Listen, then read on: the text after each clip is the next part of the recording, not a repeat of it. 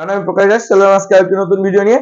বিগত ভিডিওর কমেন্টে অনেকে জানতে চেয়েছিলেন ঢাকা পলিটেকনিক নিয়ে, তো আমি আজকে চেষ্টা করব ঢাকা পলিটেকনিক ইনস্টিটিউটে আসলে কতগুলো টেকনোলজি আছে এবং কোন কোন টেকনোলজিতে কতগুলো সিট আছে, কোন শিফটে কতগুলো সিট আছে এবং আপনি কত পয়েন্ট পেলে কোন টেকনোলজিতে চান্স পাবেন, এই বিষয়গুলো নিয়ে আলোচনা করার জন্য। আপনি যদি আমার চ্যানেল নতুন হয়ে থাকেন তাহলে অবশ্যই আমার চ্যানেলটি সাবস্ক্রাইব করে রাখবেন এবং আপনার বন্ধুদের ও প্রতিবেশীদের অবশ্যই আমার চ্যানেলটি শেয়ার করার অনুরোধ রইল অথবা ভিডিওটি শেয়ার করার অনুরোধ রইল, যেন তারা খুব সহজেই ডিপ্লোমা ইন ইঞ্জিনিয়ারিং এর সকল তথ্যগুলো খুব দ্রুত জানতে পারে। তো প্রথমেই চলে আসি যে ঢাকা পলিটেকনিক ইনস্টিটিউট। আসলে যারা পলিটেকনিক লাইফে পড়াশোনা করে তাদের কাছে ঢাকা পলিটেকনিক ইনস্টিটিউট কিন্তু একটি আবেগের নাম। তার কারণ সারা বাংলাদেশ থেকে সকল স্টুডেন্টদেরই একটা ফোকাস পয়েন্ট থাকে ঢাকা পলিটেকনিক ইনস্টিটিউটের দিকে। তো এক্ষেত্রে বলা যায় যে যেহেতু সেন্ট্রালে অবস্থান করছে এই পলিটেকনিকের চান্স পাওয়া কিন্তু সোটা। তো তার আগে যদি আপনি পড়তে চান সেক্ষেত্রে আগে জানতে হবে আপনার ঢাকা পলিটেকনিকে কতগুলো ডিপার্টমেন্ট আছে। তো আমরা প্রথমে ডিপার্টমেন্ট গুলো আলোচনা করার চেষ্টা করি। দেখেন এখানে ডিপার্টমেন্ট আছে, সিভিল আছে, কম্পিউটার আছে, ইলেকট্রিক্যাল আছে, ইলেকট্রনিক্স আছে, মেকানিক্যাল আছে, আর্কিটেকচারাল আছে, ফুড আছে, কেমিক্যাল আছে, এনভায়রনমেন্টাল আছে, অটোমোবাইল আছে, আর এসি আছে। তো এই যে ডিপার্টমেন্ট গুলো আছে, এখন এই ডিপার্টমেন্ট গুলো নিয়ে যদি আপনি কোনো প্রশ্ন থেকে থাকে তাহলে সেগুলো অবশ্যই আমাকে কমেন্টের মাধ্যমে জানাবেন।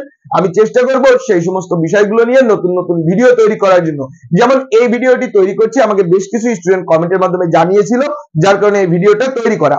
তো যাই হোক, এখন আসেন যে এই যে ডিপার্টমেন্ট গুলো আছে এখানে আমি বেশ কিছু সংখ্যা লিখছি। তো এই সংখ্যাগুলা দেখেন এখানে হচ্ছে 4, 50, 200। এই তথ্যগুলো আসলে কিন্তু আমি বিভিন্ন ওয়েবসাইট থেকে কিছুটা সংগ্রহ করা এবং বিভিন্ন সোর্সের মাধ্যমে কিছুটা সংগ্রহ করা। তো এই তথ্য আসলে পরিবর্তিত ও পরিমার্জিত হতে পারে, যখন প্রজ্ঞাপন দিবে তখন আমি পুনরায় জানিয়ে দেবো। তো পরিবর্তিত হলে খুব একটা বেশি পরিবর্তন হয় না, দেখা যাচ্ছে 10-20টা সিট এদিক সেদিক হয়। তো এখানে হচ্ছে কম্পিউটারে আছে 100টা, ইলেকট্রিক্যালে আছে 150টা, ইলেকট্রনিক্সে আছে 100টা, মেকানিক্যালে আছে 150টা, আর এগ্রিকালচারালে আছে আর্কিটেকচারে আছে হচ্ছে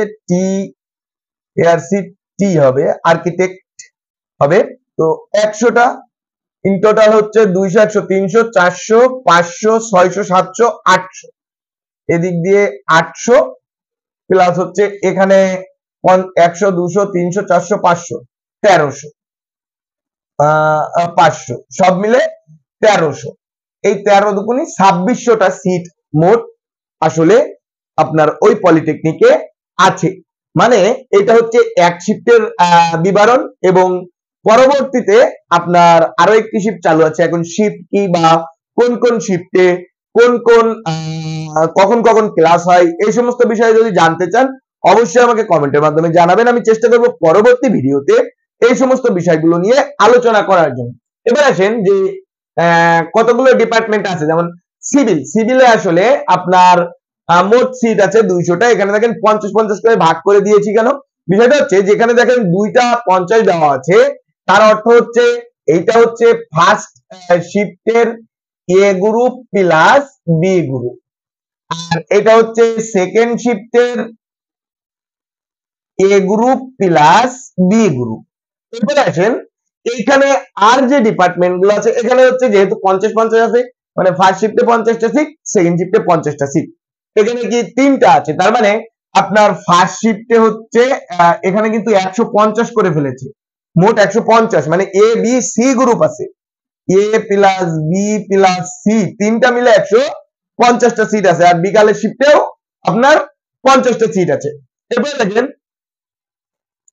হচ্ছে এটা সেকেন্ড শিফট না, এটাও ফার্স্ট শিফট, ফার্স্ট শিফটে মোট 200, সেকেন্ড শিফটে মোট 200, মোট 400 জন স্টুডেন্ট কিন্তু বর্তমানে অধ্যয়ন করে।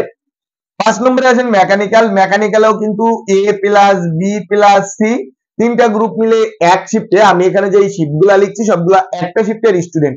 ইন টোটাল স্টুডেন্ট একটা শিফটে ভর্তি হয় 1300 ইন্টু 2 সমান 2600 স্টুডেন্ট কিন্তু ঢাকা পলিটেকনিক ইনস্টিটিউটে একটি শিফটে ভর্তি হতে পারবে। এখন কথা হচ্ছে যে এই যে ভর্তি হতে পারবে, এখানে যারা আর্কিটেকচারে ভর্তি হতে চান তারা 50-50-100 অর্থাৎ 200 স্টুডেন্ট হবে। ফুডে ভর্তি হতে চাইলে এক শিফটে 100টা অর্থাৎ A+B গ্রুপে 100টা, সেকেন্ড শিফটে 100টা, মোট 200টা।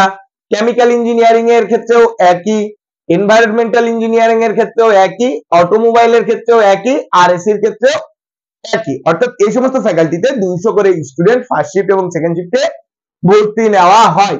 এখন আসেন যে এই যে তথ্যগুলো আমি বললাম, এখন অনেকের মনে এরকম ধরনের প্রশ্ন থাকতে পারে যে আমার পয়েন্ট এত, আমি কি চান্স পাবো, এরকম ধরনের প্রশ্ন আপনাদের ম্যাক্সিমাম স্টুডেন্টের মানে মুখে কিন্তু আছে।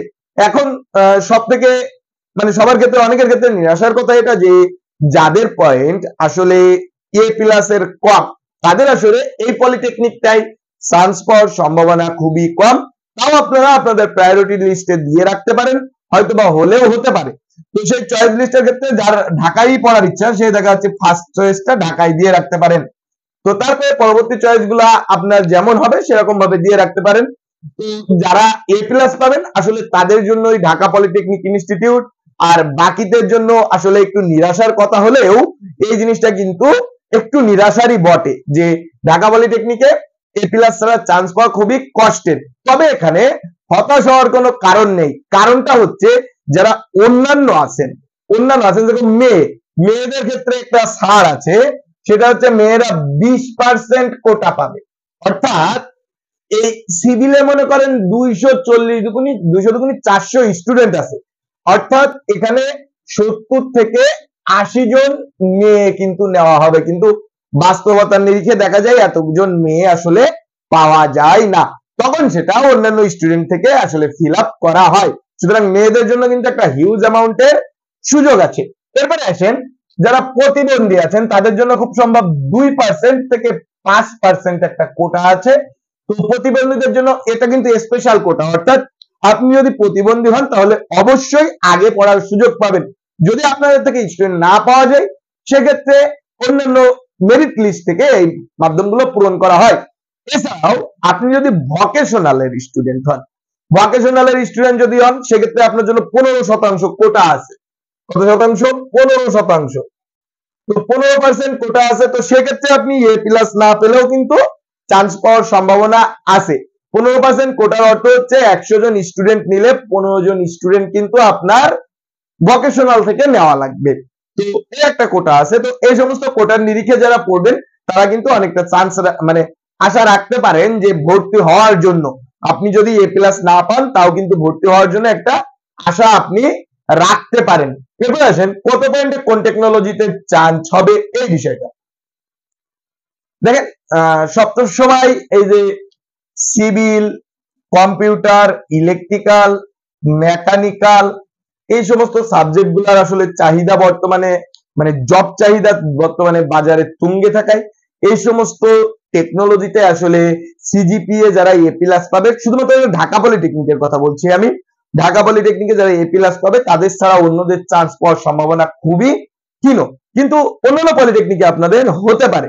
এরপরে আসেন যারা অন্যান্য ডিপার্টমেন্ট আছে, যেমন ফুড আছে, কেমিক্যাল আছে, এনভায়রনমেন্টাল আছে, অটোমোবাইল আছে, আরএসসি আছে, এই সমস্ত পলিটেকনিকের ক্ষেত্রে বলবো যে হয়তোবা আপনার কপালে লেগে গেলেও লেগে যেতে পারে যদি কিনা এই ধরনের কোটা আপনার থেকে থাকে, তাছাড়া কিন্তু আপনার পক্ষে আসলে চান্স পাওয়া খুবটা একটা ডিফিকাল্ট। সুতরাং আপনাকে আমি সাজেস্ট করব যে পলিটেকনিক চুজ না করে ভালো কোনো একটা সাবজেক্ট চুজ করে আপনার পার্শ্ববর্তী কোনো পলিটেকনিকে ভর্তি হয়ে যান। ধন্যবাদ, ভালো থাকবেন, সুস্থ থাকবেন।